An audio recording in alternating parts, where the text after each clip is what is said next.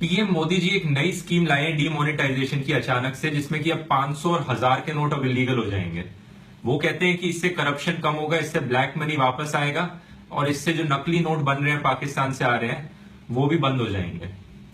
तो पहली बार सुनने में मुझे लगा वाह, बहुत अच्छी चीज है, ये तो बहुत ही अच्छी स्कीम है। मैं भी इससे खुश था, बहुत सारे लोग खुश थे, क्योंकि जिन जिन लोगों के पास काला धन रखा है वो अगर अब बैंक में डिपॉजिट कराने जाएंगे तो बैंक वाले उनकी सैलरी से कंपेयर करके बता देंगे कि इन्होंने टैक्स की चोरी करी है, इनकी सैलरी इतनी है ही नहीं जितना पैसा ये डिपॉजिट करा रहे हैं।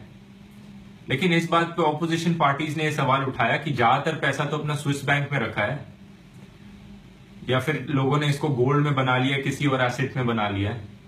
अब ये बात भी सही है, इससे पीएम मोदी खुद एग्री करते हैं। उन्होंने ट्वीट करके बोला था कि ज्यादातर पैसा तो स्विस बैंक में ही रखा है। इसके बावजूद भी मुझे लगा कि कहीं ना कहीं कुछ ब्लैक मनी तो वापस आएगा, चाहे वो 1-2% ही क्यों ना हो। लेकिन अब 3-4 दिन बाद जैसे जैसे स्कीम के बारे में और पता चलता है, वैसे वैसे और ये ज्यादा लग रहा है कि ये पूरी स्कीम सिर्फ एक चुनावी जुमला थी, इसकी इफेक्टिविटी बहुत ही कम है। ऐसा इसलिए क्योंकि इस पूरे जश्न के पीछे सरकार ने छुप छुप के कुछ ऐसे डिसीजंस लिए हैं कि जिससे ये जितने भी करप्ट लोग हैं उनमें से आधे ज्यादा इस स्कीम से बच जाएंगे। पहला डिसीजन ये है कि इन्होंने एक अमेंडमेंट किया है एंटी करप्शन एक्ट में। इस अमेंडमेंट की वजह से अब सीबीआई या कोई भी और इन्वेस्टिगेटिव एजेंसी किसी भी गवर्नमेंट एम्प्लॉय को इन्वेस्टिगेट नहीं कर सकती करप्शन पर। यानी सेंट्रल गवर्नमेंट में काम करने वाला कोई भी एम्प्लॉय, एक पियोन से लेके एक सेक्रेटरी तक, किसी को भी कोई भी इन्वेस्टिगेटिव एजेंसी इन्वेस्टिगेट नहीं कर सकती विदाउट परमिशन फ्रॉम अथॉरिटी, और ये अथॉरिटी गवर्नमेंट खुद ही है। जितेंद्र सिंह कहते हैं हम ये इसलिए लाए हैं लॉ में अमेंडमेंट ताकि सारे ईमानदार ऑफिसर्स को प्रोटेक्ट किया जा सके। भाई साहब, ईमानदार ऑफिसर्स को प्रोटेक्शन की जरूरत नहीं होती है। किसे बेवकूफ समझ रहे हैं आप? किसी को प्रोटेक्शन की जरूरत है तो वो है करप्ट पॉलिटिशियंस। और अब आपके इस अमेंडमेंट की वजह से सारे करप्ट पॉलिटिशियंस सेंट्रल गवर्नमेंट में काम करने वाले इस डीमोनेटाइजेशन की स्कीम से सेफ है।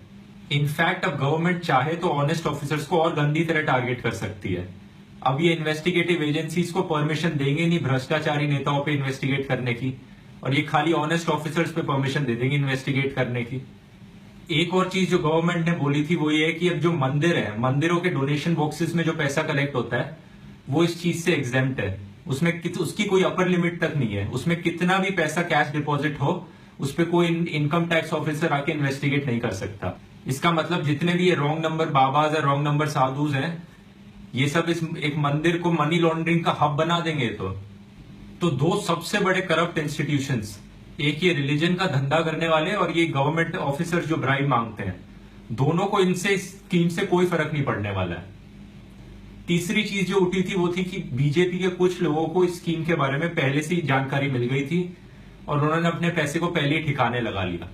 इनफैक्ट खाली बीजेपी वालों को ही नहीं, बहुत सारे लोगों को इस स्कीम के बारे में पहले से ही पता था कि ऐसा होने वाला है, तो उन्होंने अपने पैसे को पहले ही फॉरेन में भेज दिया या उसको गोल्ड में कन्वर्ट करा लिया, कुछ कर लिया। इस चीज के बहुत से प्रूफ मौजूद है। सबसे बड़ा प्रूफ ये अखबार ही है।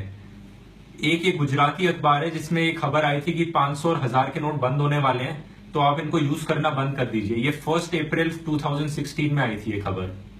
दूसरी सबसे बड़ी चौंका देने वाली खबर ये टाइम्स ऑफ इंडिया की है 8 अप्रैल की। इन्होंने लिखा है कि स्टेट बैंक ऑफ इंडिया की स्टेटमेंट थी कि काफी सारे लोगों ने अपना कैश विथड्रॉ करना शुरू कर दिया, क्योंकि मार्केट में रूमर्स फैल रहे हैं कि 500 और 1000 के नोट बंद होने वाले हैं, तो लोगों ने कैश निकाल के उसको सेफ एसेट्स में डिपॉजिट करना शुरू कर दिया है, जैसे कि गोल्ड में या कुछ और खरीद लिया उस पैसे से। 8 अप्रैल, ये चीज 6-7 महीने पहले ही हो चुकी थी। इसके बाद सवाल ये उठा था कि फ्यूचर में जो करप्शन होगा उसको रोकने के लिए क्या किया जाएगा। नए नोट्स में कुछ खास बात है क्या? नहीं तो, क्योंकि 2000 का नोट 1000 के नोट से बड़ा होता है तो फ्यूचर में ब्लैक मनी कलेक्ट करना और आसान हो जाएगा, जो कि सेंस बनाता है, ऐसा हो ही जाएगा। लेकिन कुछ लोगों ने इस बात पे रूमर उठाया कि नए नोट्स में एक नैनो जीपीएस होगा। वो कहते हैं कि नैनो जीपीएस सैटेलाइट से कांटेक्ट करके सरकार को बता देगा कि आप ब्राइब दे रहे हो तो आप पकड़े जाओगे। ऐसा कुछ नहीं है, सब बकवास है। इनफैक्ट नए नोट्स में एक भी नया सिक्योरिटी फीचर तक नहीं है। तो ये कहना कि जो पाकिस्तान से नकली नोट्स बन के आ रहे हैं ये बनने कम हो जाएंगे फ्यूचर में, ये कहना भी गलत होगा, क्योंकि नए नोट्स में कोई भी सिक्योरिटी फीचर नए नहीं है। एक और चीज जो डीमोनेटाइजेशन स्कीम के बारे में उठी थी वो थी कि लोगों को कितनी परेशानी हो रही है इसमें मैं ज्यादा कुछ कहना नहीं चाहता हूं। ये आपको सोशल मीडिया पे खुद ही दिख रहा होगा या आपको खुद ही एक्सपीरियंस करने को मिल रहा होगा।